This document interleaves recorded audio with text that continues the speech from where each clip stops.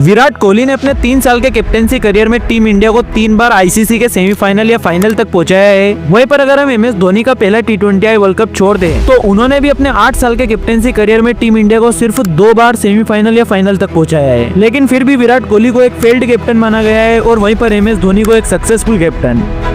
क्या एमएस धोनी की अच्छी ओडीआई कैप्टेंसी के चलते लोग उन्हें T20 कैप्टेंसी के लिए क्रिटिसाइज नहीं करते हैं, या फिर 2007 में जो उन्होंने एकमात्र T20 वर्ल्ड कप जिताया था उसके चलते लोग उनके अगले 5 T20I वर्ल्ड कप में खराब प्रदर्शन की बात नहीं करते हैं? आखिर क्यों एमएसडी को T20I की कैप्टेंसी के लिए क्रिटिसाइज नहीं किया जाता है?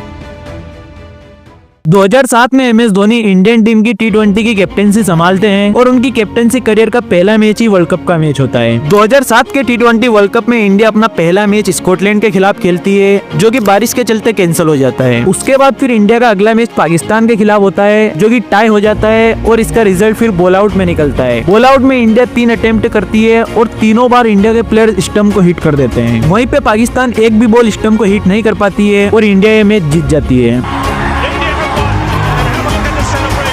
कहा जाता है कि यहाँ पर एमएस धोनी अपना माइंड यूज करते हुए स्टंप की लाइन में बैठ जाते हैं और अपने प्लेयर्स को बोलते हैं कि तुम मुझे मारने का ट्राई करना, जिससे बॉल ऑटोमेटिक स्टंप को हिट होगी। और एमएसडी का ये प्लान सक्सेस भी हो जाता है और इंडिया ये मैच जीत जाती है। इसके बाद फिर इंडिया अपना अगला मैच न्यूजीलैंड से हार जाती है, लेकिन फिर उसके बाद इंडिया अपने अगले 2 मैच इंग्लैंड और साउथ अफ्रीका से जीत जाती है और सेमीफाइनल में अपनी जगह बना लेती है। फिर सेमीफाइनल में इंडिया ऑस्ट्रेलिया को भी हरा देती है और फाइनल में अपनी जगह बना लेती है। एंड देन फाइनल होता है फिर पाकिस्तान के खिलाफ। इस फाइनल में इंडिया पहले बैटिंग करती है और 157 रन बना देती है। देन पाकिस्तान इस टारगेट को चेस करने आती है और 19 ओवर में 145 रन बना देती है। यानी अब पाकिस्तान को आखिरी ओवर में 13 रन चाहिए थे और उनके हाथ में सिर्फ एक ही विकेट था। लेकिन पाकिस्तान के लिए यहाँ पर एक अच्छी बात भी थी, उनके सेट बैट्समैन मिसबाह-उल-हक स्ट्राइक पर थे। अब यहाँ पर इंडिया के लिए दिक्कत वाली बात ये थी कि अब इंडिया के पास सिर्फ 2 बॉलिंग ऑप्शन बचे थे, हरभजन सिंह और जोगिंदर शर्मा। और इस टाइम पे सभी को यही लग रहा था कि MS Dhoni last over experience bowler Harbhajan Singh को देंगे, लेकिन एमएस धोनी यहाँ पर अपनी एक अलग ही चाल चलते हैं और last over inexperience bowler Joginder Sharma को दे देते हैं। देन जोगिंदर शर्मा ओवर की पहली बॉल डालते हैं जो कि वाइट हो जाती है। देन फिर जोगिंदर शर्मा वापस पहली बॉल डालने आते हैं और ये बॉल डॉट डाल देते हैं। लेकिन फिर जोगिंदर शर्मा की दूसरी बॉल पर मिसबाह-उल-हक एक शॉट खेलते हैं और 6 रन बटोर लेते हैं। इस 6 के बाद अब पाकिस्तान को सिर्फ ऐसा ही एक और शॉट चाहिए था, वो भी अगली 4 बॉलों पर। यानी अब पूरा दबाव इंडिया पर चला गया था, लेकिन यहाँ पर एमएस धोनी वापस कूल रह के एक और चाल चल देते हैं। पिछली बॉल पर मिसबाह-उल-हक ने जहाँ पर शॉट खेला था वहीं पर एमएस धोनी श्रीशांत को फील्डिंग करने के लिए लगा देते हैं। देन जोगिंदर शर्मा वापस बॉल डालते हैं और इस बार वापस मिसबाह-उल-हक स्कूप शॉट ट्राई करते हैं, लेकिन इस बार उनका ये शॉट ठीक से कनेक्ट नहीं हो पाता है और बॉल सीधी श्रीशांत के हाथ में चली जाती है।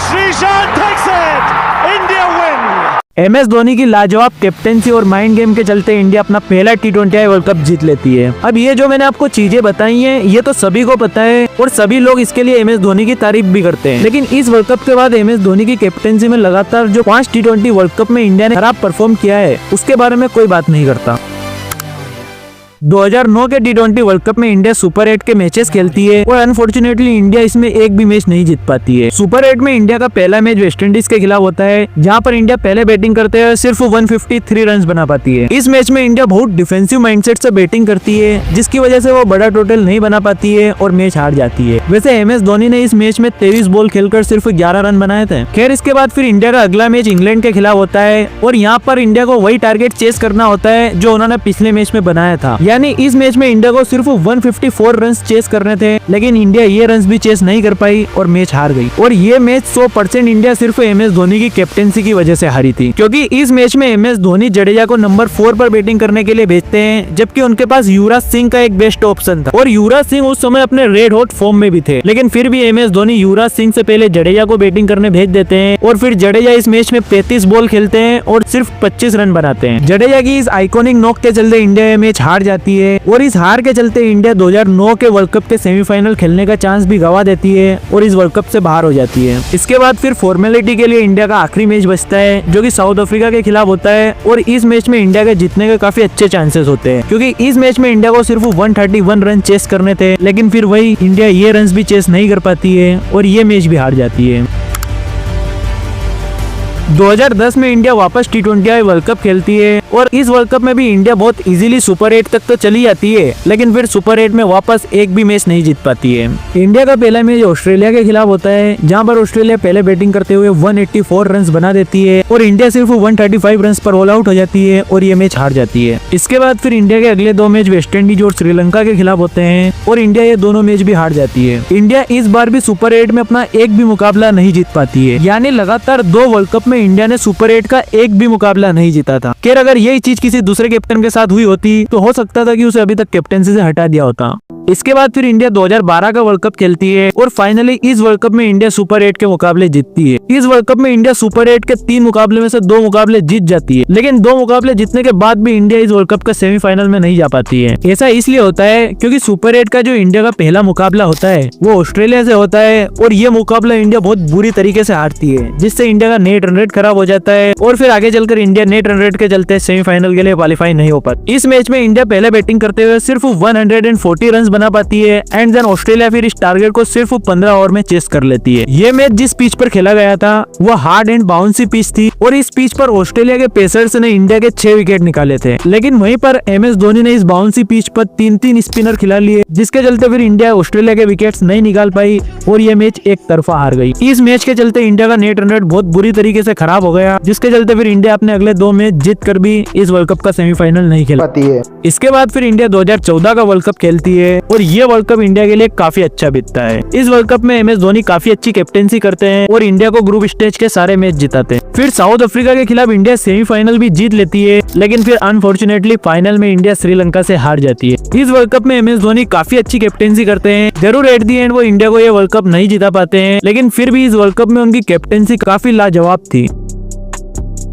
इसके बाद फिर इंडिया 2016 का वर्ल्ड कप खेलती है और ये वर्ल्ड कप इंडिया में ही हो रहा था, यानी इस वर्ल्ड कप में इंडिया को होम एडवांटेज था। इस वर्ल्ड कप में इंडिया का पहला मैच न्यूजीलैंड के खिलाफ होता है, जहां पर न्यूजीलैंड पहले बैटिंग करते हुए सिर्फ 126 रन बना पाती है, लेकिन फिर इंडिया ये टारगेट भी चेस नहीं कर पाती है और सिर्फ 79 रन पर ऑल आउट हो जाती है और अपना पहला ही मैच हार जाती है। इसके बाद फिर इंडिया का अगला मैच पाकिस्तान से होता है और ये मैच तो इंडिया बहुत इजीली जीत जाती है। उसके बाद फिर इंडिया का अगला मैच बांग्लादेश से होता है और वैसे तो इंडिया को ये मैच भी बहुत इजीली जीत जाना था, लेकिन इस मैच में बांग्लादेश इंडिया को बहुत कड़ी टक्कर देती है और एंड में जाकर इंडिया बहुत मुश्किल से ये मैच जीत पाती है। इस मैच में इंडिया पहले बैटिंग करते हुए 146 रन बनाती है एंड देन फिर बांग्लादेश इस टारगेट को चेस करने आती है और 19 ओवर में 136 रन बना देती है। देन बांग्लादेश को ये मैच जीतने के लिए आखिरी ओवर में सिर्फ 11 रन की जरूरत होती है। इंडिया के लिए आखिरी ओवर डालने आते हैं हार्दिक पांड्या और हार्दिक पांड्या की पहली बॉल पर सिर्फ आता है 1 रन, लेकिन फिर पांड्या की दूसरी और तीसरी बॉल पर 2 चौके आ जाते हैं, यानी ओवर की पहली 3 बॉल पर 9 रन आ जाते हैं और अब बांग्लादेश को सिर्फ 2 रन चाहिए, वो भी अगली 3 बॉलों पर, यानी ऑलमोस्ट बांग्लादेश ये मैच जीत चुकी थी और वर्ल्ड कप इतिहास का सबसे बड़ा अपसेट कर ही चुकी थी। लेकिन फिर अगली 3 बॉल पर बांग्लादेश बहुत बुरी तरीके से चोक कर देती है और एक भी रन नहीं बना पाती है। इंडिया ये मैच सिर्फ 1 रन से जीतती है और अगर गलती से इंडिया ये मैच हार जाती है तो उनके सेमीफाइनल में जाने का सपना भी चूर चूर हो जाता। खैर इसके बाद फिर इंडिया का अगला मैच ऑस्ट्रेलिया के खिलाफ होता है और ये इंडिया के लिए ग्रुप स्टेज का लास्ट मैच था। इस मैच की एकदम सिंपल सी इक्वेशन होती है, अगर इंडिया ये मैच जीतती है तो वो आगे जाकर सेमीफाइनल खेलेगी और अगर इंडिया ये मैच हारती है तो वर्ल्ड कप से बाहर होगी। इस मैच में ऑस्ट्रेलिया पहले बैटिंग करते हुए 160 रन बनाती है, देन इंडिया इस टारगेट को चेस करने आती है और सिर्फ 7 ओवर में अपने 3 विकेट गवा देती है, वो भी सिर्फ 49 रन के स्कोर पर। वो तो विराट कोहली यहाँ पर अपने करियर की एक बेहतरीन नॉक खेल जाते हैं और इंडिया को ये मैच जिता देते हैं, नहीं तो इंडिया तो ऑलमोस्ट ये मैच हार ही चुकी थी। वैसे तो इस वर्ल्ड कप में इंडिया बिल्कुल भी सेमीफाइनल खेलना डिजर्व नहीं करती थी, वो तो इंडिया का लक और विराट कोहली की मास्टर क्लास के चलते इंडिया सेमीफाइनल तक पहुंच गई थी। इस सेमीफाइनल में इंडिया पहले बैटिंग करती है और 192 रन का एक बड़ा टारगेट खड़ा कर देती है, लेकिन फिर बॉलिंग में ना तो इंडिया के बॉलर्स चल पाते हैं और ना ही इंडिया का लक। इस मैच में इंडिया के बॉलर्स विकेट तो ले लेते हैं, लेकिन उनकी सारी विकेट वाली डिलीवरीज नो बॉल निकल जाती है। इसी कारण से इंडिया ये मैच हार जाती है और वर्ल्ड कप से भी बाहर हो जाती है और बस यहीं पर MS धोनी का T20 कैप्टेंसी करियर भी समाप्त हो जाता है। MS धोनी ने ओवरऑल इंडिया के लिए 72 मैचेस में कैप्टेंसी की है, जहां पर उन्होंने 42 मैचेस जीते हैं एंड 38 मैचेस हारे हैं। MS धोनी का विनिंग परसेंटेज है 59, जो कि विराट कोहली और रोहित शर्मा से भी कम है। MS धोनी ने 6 T20 वर्ल्ड कप में इंडिया की कैप्टेंसी की, जहां पर उन्होंने एक बार इंडिया को T20 वर्ल्ड कप जिताया, एक बार फाइनल तक पहुंचाया और एक बार सेमीफाइनल तक। अब अगर हम MS धोनी का पहला T20 वर्ल्ड कप हटा दें जो कि उन्होंने जिताया था, तो उसके बाद उन्होंने अगले 5 वर्ल्ड कप में इंडिया को सिर्फ एक बार फाइनल तक पहुंचाया है और और एक बार सेमीफाइनल तक। और सेमीफाइनल तक उन्होंने कैसे गिरते पड़ते पहुंचाया है वो तो आपको पता ही है। यानी MS धोनी के लगातार 5 T20 वर्ल्ड कप खराब गए हैं। इसमें मैं 5वां ओवर 2014 वाला वर्ल्ड कप भी ऐड कर रहा हूँ, जो कि एक हिसाब से तो उनका अच्छा गया था। उस वर्ल्ड कप में उन्होंने इंडिया टीम को फाइनल तक पहुंचाया था, लेकिन आजकल के जमाने में टीम को फाइनल तक पहुंचाना भी अच्छी कैप्टेंसी के अंडर नहीं आता है। मतलब MS धोनी के लगातार 5 T20 वर्ल्ड कप खराब गए, फिर भी उनको इतना क्रिटिसाइज नहीं किया गया